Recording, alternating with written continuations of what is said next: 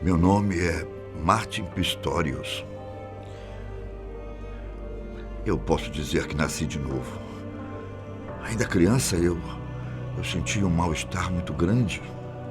E, de repente, me vi preso ao meu corpo. Eu podia ouvir, compreender as coisas, mas eu não podia interagir com ninguém. Ouvia as pessoas dizerem coisas medonhas para mim. Era como se eu estivesse totalmente invisível para todos. Essa foi a pior parte de toda a minha vida. E durou 12 longos anos. Martin Pistorius é um sul-africano que passou 12 anos preso em seu próprio corpo. Ele perdeu a sua atividade cerebral ainda jovem, com 13 anos, por causa de uma doença. Seu cérebro voltou a funcionar normalmente, mas ele continuou em estado vegetativo. Eu sou Ivan Lima e hoje vamos acompanhar juntos a história do homem que saiu do coma após 12 anos. O ano de 1988, comecinho dele, mais precisamente em janeiro. Martin Pistorius chegou em sua casa com dores de garganta. Então reclamou daquilo para a família. A dor ia ficando mais intensa e isso causava um grande desconforto a ele, que precisava tomar uma decisão rapidamente. Ele era um garoto de apenas 12 anos nessa época e já ajudava em casa. O menino conseguia até fazer reparos na parte elétrica de sua residência. Era um adolescente tímido, sempre teve um bom rendimento escolar, tinha um grupo pequeno de amigos devido à timidez e gostava muito das aulas de informática. Em seu livro autobiográfico chamado Quando Eu Era Invisível, ele disse: nas semanas e meses seguintes, após isso, deixei de comer e comecei a dormir diariamente horas a fio, reclamando de como era doloroso caminhar. Era como se o garoto tivesse perdido, de repente, a vontade de fazer as coisas. Comecei me esquecendo dos fatos, depois das tarefas habituais, como regar o meu bonsai e, finalmente, até dos rostos. De acordo com ele, o seu quadro estava ficando cada vez mais sério. Mais ou menos um ano depois que isso começou, Martin, deitado em uma cama de hospital, pronunciou as últimas palavras em muito tempo. Ele disse: quando casa? Já imaginou como ficou a família diante dessa situação? É realmente deve ser algo desesperador. O que mais intriga na história do homem, hoje em dia, é que até hoje ninguém sabe qual foi a doença que o atingiu. O que teria feito ele ficar desse jeito por mais de uma década? Os médicos especulavam que podia ser algum tipo de tuberculose ou meningite criptocócica, mas nunca conseguiram chegar a uma conclusão a respeito. Com 13 anos de idade, Martin perdeu totalmente qualquer atividade cerebral. Começava aí a sua jornada de 12 anos com o corpo travado e a falta total de comunicação. Era o maior pesadelo de muitas pessoas se tornando real com um menino que tinha tudo para ter vivido uma adolescência perfeita. A vida intelectual de Martin foi voltando aos poucos. Nada de um dia para o outro.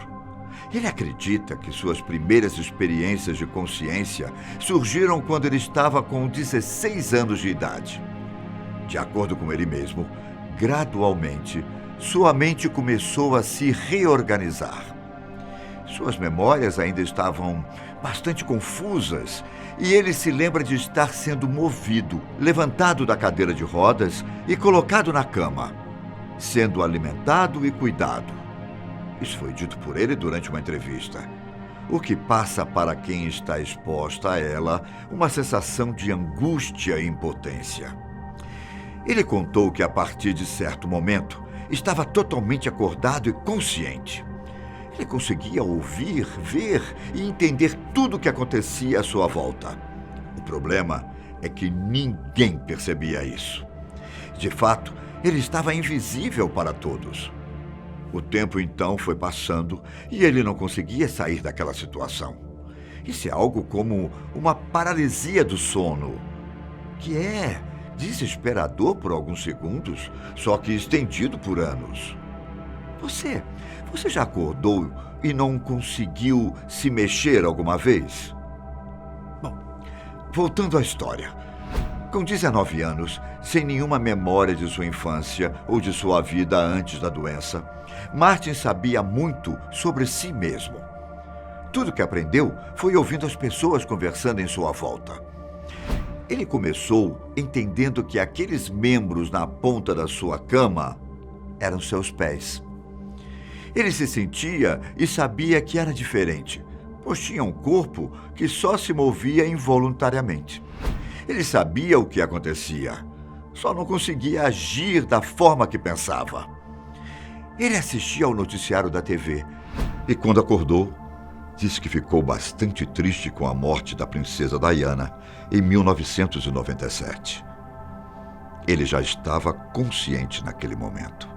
Segundo Martin, ele ficava eufórico quando seu pai lhe buscava na clínica onde passava o dia, mas também bastante irritado quando tentava se comunicar com ele e não conseguia.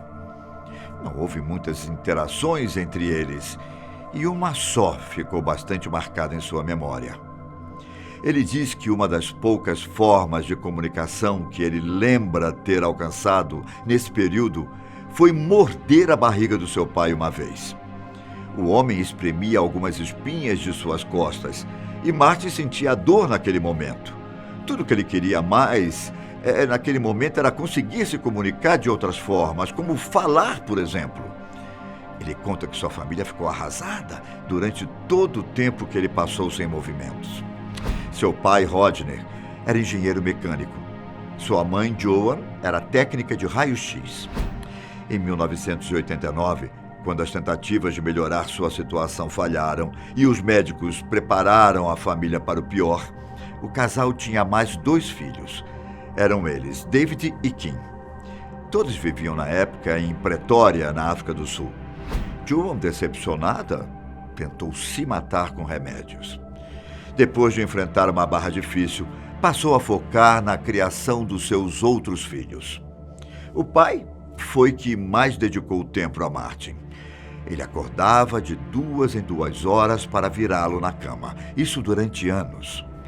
O casal discutia porque a mãe, quando perdeu as esperanças, queria Martin em uma clínica em tempo integral. Segundo ela, o garoto precisava passar o tempo todo no local, ficando assim distante deles. O pai, como ele disse, discordava totalmente da ideia e insistia para que ele continuasse ficando no hospital apenas durante o dia. Depois de uma dessas brigas sérias que eles tinham, a mãe disse algo que o jovem entendeu, ainda que ela não imaginasse que ele pudesse. Martin não pôde reagir, embora tenha compreendido bem quando ela falou que ele precisava morrer logo. Ela falou aquilo olhando em seus olhos, o que lhe feriu demais. Dá para imaginar como seria ouvir isso da própria mãe? Para falar a verdade, eu mesmo não consigo me colocar no lugar de Martin. Ele era quase um objeto para os outros. Na sua frente, as pessoas cutucavam o seu nariz, se coçavam, ajeitavam as roupas íntimas e falavam sozinhas sobre as próprias vidas. O pior de tudo é que elas também o agrediam. Ele lembra do desespero de não poder contar aos pais sobre uma clínica onde ficava no interior do país. As enfermeiras do lugar davam risadas quando viam uma outra lhe dando comida e falando coisas como: "Come isso, burro maldito!" Não parava por aí, pois certa vez ela falou: "Come logo, seu monte de lixo! Vamos ficar mais tempo aqui se você não acelerar e comer logo!" Isso tudo enquanto puxava seu cabelo, fazendo com que seus olhos lacrimejassem. Ele se lembrou com tristeza durante uma entrevista das vezes que tomou tapas e beliscões. Certa vez, deixaram ele nu em um quarto frio ou exposto ao sol forte. A água do seu banho muitas vezes ficava tingida de vermelho porque os beliscões das enfermeiras às vezes provocavam feridas. Uma enfermeira chamada Virna Walt, após conviver com ele por 2 anos, percebeu os movimentos dos seus olhos e viu que eles não eram tão irregulares assim. Desconfiada de que ele conseguia se comunicar, convenceu os pais de Mari a levá-lo para um teste mais avançado. Em 2001, já com 25 anos, finalmente conseguiu provar ao mundo que seu cérebro havia voltado. De forma lenta, passou a se comunicar usando um sistema de interruptores. Seus pais ficaram eufóricos ao ver toda aquela evolução do seu filho. Hoje, com mais de 40 anos, ele possui um emprego. Martin cria e atualiza websites. Desde 2013, ele possui um diploma universitário em ciência da computação. Após aprender mais sobre sua infância, começou a ter uma vida social melhor. Ele conheceu Joanna, uma amiga de sua irmã. Os dois se casaram em 2008 e passou a viver em Londres. Como falamos antes, até hoje, os médicos não sabem como ele se recuperou. E mais ainda, como conseguiu retomar a vida, ainda que na época não tinha voltado a andar e nem falar. Esse período deixou sequelas nele, pois é difícil sair sem nada de uma situação assim. Ele usa cadeira de rodas e se comunica por um sistema que emite textos e uma fala eletrônica. Ele até passou a participar de corridas de cadeira de roda. De fato, essa história de Martin é bastante comovente e possivelmente influenciou as pessoas a acreditarem em um futuro melhor. Bom, caros amigos, esse foi o nosso vídeo de hoje e eu fico por aqui. Agradeço a cada um de vocês pela companhia. Te espero no próximo vídeo aqui no canal Fatos Desconhecidos. Tchau.